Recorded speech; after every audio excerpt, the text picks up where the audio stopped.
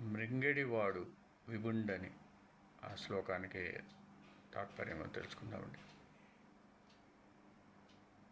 మృంగెడివాడు విపుండని మృంగెడిదియు గరళమనియు మేలని ప్రజకున్ మృంగుమని సర్వమంగళ మంగళ సూత్రంబు ఎంతమది నమ్మినదో.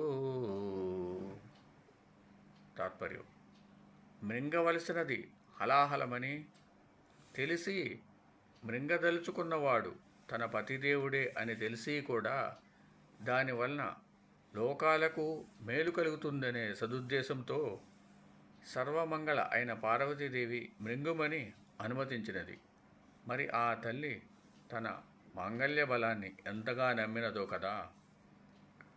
తనకే కాకుండా సర్వలోకాలకు భర్త అయిన సర్వేశ్వరుడు సర్వలోకాలకు మంగళం చేకూర్చే పవిత్ర సంకల్పంతో చేయబూనుకున్న మహత్తర త్యాగం వలన తనకు కలగబో ప్రమాదాన్ని అయినా లెక్క చేయకుండా సమ్మతించిన సర్వమంగళాదేవి సార్థకనామ అయినది కదా.